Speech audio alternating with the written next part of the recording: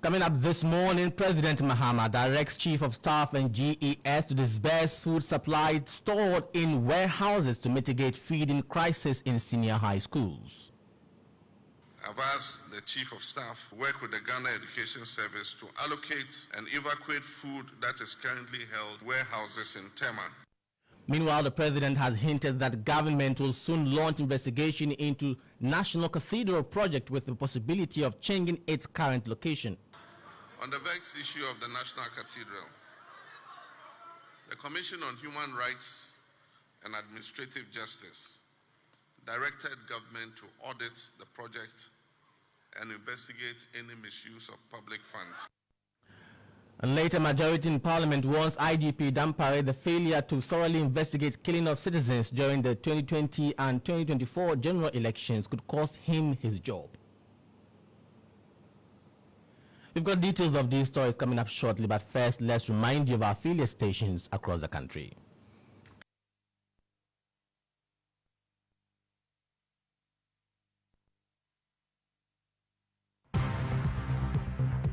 Starr News is coming to you live on Ultimate 106.9 FM in Kumasi, Empire 102.7 FM in Takrady, Zeps 95.9 FM in Zebila, Nissim 100.1 FM in Lamshao, My Star Radio in the USA, also live on Facebook on Starr 103.5 FM and on starfm.com.gh around the world.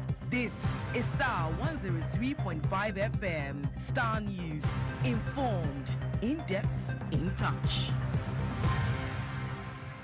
Many thanks to you for choosing Starr News. I am Nurein Abass. Now, President John Dramani Mahama has directed the Chief of Staff and the Ghana Education Service to immediately disburse food supplies stored in warehouses in Tema to mitigate the feeding crisis in senior high schools nationwide.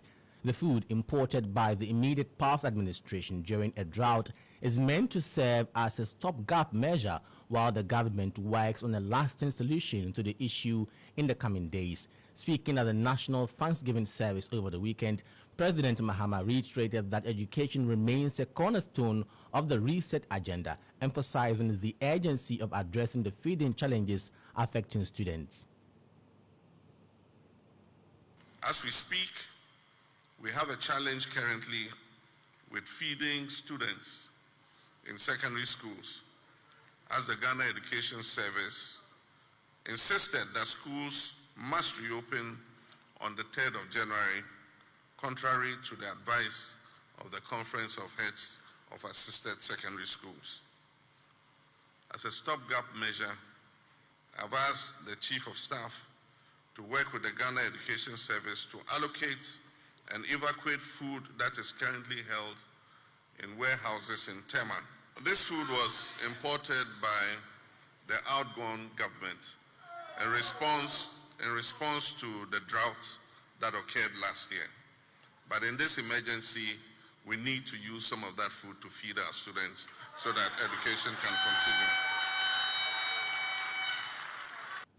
Meanwhile, the president has announced that government will launch a probe into the National Cathedral project in line with the recommendations of the Commission on Human Rights and Administrative Justice, SHRAJ. He stressed the need for transparency and accountability in the use of state funds in the execution of the project, which faced widespread public scrutiny. The president believes it is unreasonable to allocate $400 million on the project while highlighting the future of its execution. On the vexed issue of the National Cathedral, the Commission on Human Rights and Administrative Justice directed government to audit the project and investigate any misuse of public funds. Government is enjoined to follow this directive and will soon activate such an investigation into the project.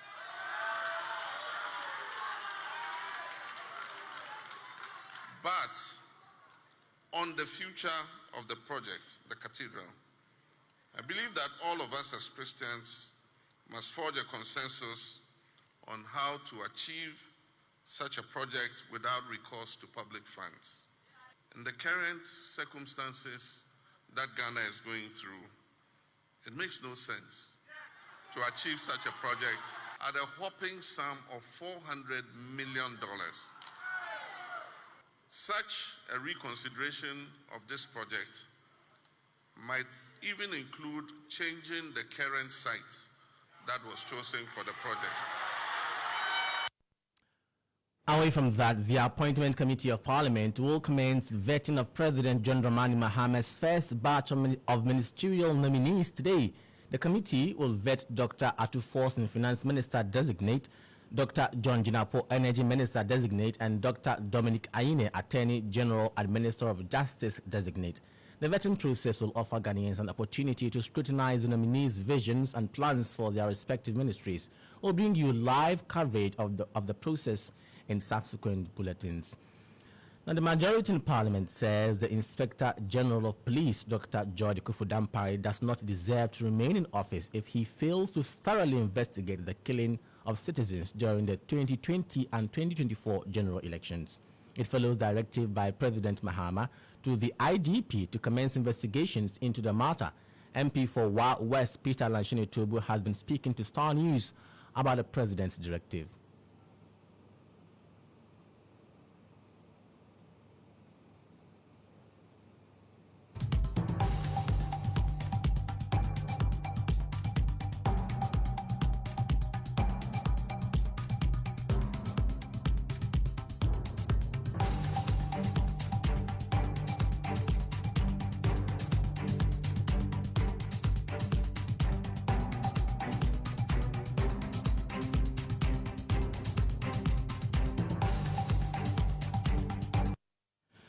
Apologize for that technical glitch. We'll bring you that insert in subsequent bulletins.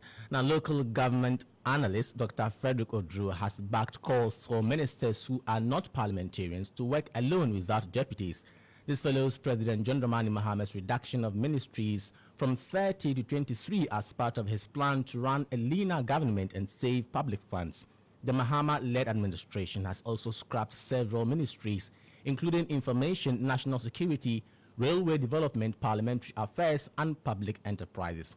Furthermore, some ministries such as Sanitation and Water Resources and Chieftaincy and Religious Affairs have been merged with others. Speaking to Starr News, Dr. Odru emphasized that the NDC has a strong majority in Parliament, adding MPs appointed as ministers would not face challenges. That's a good suggestion to consider, looking at the work that MPs may have to do. But then one may also consider the fact that if you are pairing MPs with non-MPs, so that when the MPs are in Parliament, whether the MP is a substantive minister or the deputy, and the person is paired up with somebody who is not an MP, when the MP has to be in Parliament, the ministry may also not unduly suffer. So yes, one way of looking at it is to look at having non-MPs as non-MPs not having in 2020 deputies, regarding members of Parliament and having deputies.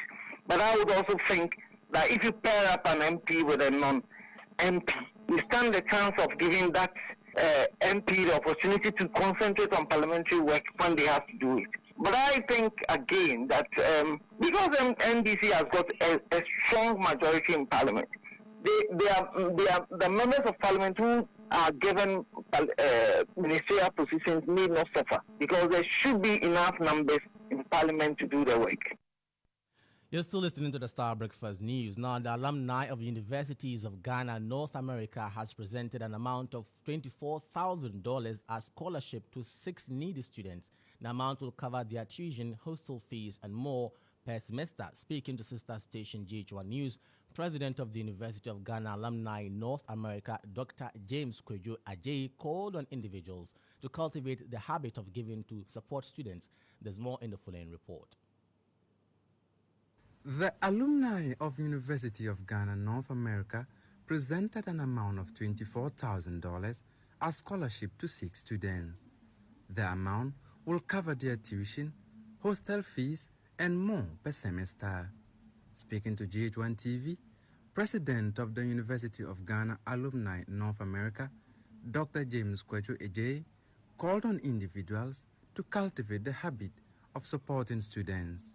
The other scholarship is in honor of the late Ochema Boaji, Member of Parliament, and this was sponsored by Dr. Ampofo. So we're encouraging individuals to sponsor scholarships in honor of their loved ones, and this will help us to expand our scholarship. Our fundraising for this year is aimed to raise more funds to expand the scholarship, and we are targeting 20 more students in addition to the 6 that we currently have. Some beneficiaries of the Uni-Ghana scholarship expressed their gratitude to the sponsors of the scholarship. But when I came to the University of Ghana from a very poor background, through the University of Ghana sponsorship, Uganda scholarship, I was able to complete my studies successfully, and in fact, I'm yet to graduate, and I'm hoping to graduate with a first class one is in accounting and economics. I want to use this opportunity to thank all members of Uganda for your generous donation, for helping me to realize my undergraduate studies, and I look forward to joining your community in order to also support other members, other students who are brilliant but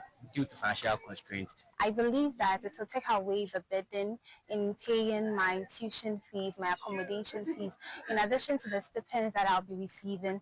And then also, because of the scholarship, I would be able to, it's going to cover everything. So I'll be comfortable to study. So then I assure the sponsors that I'll give off my best and get a first class at a school.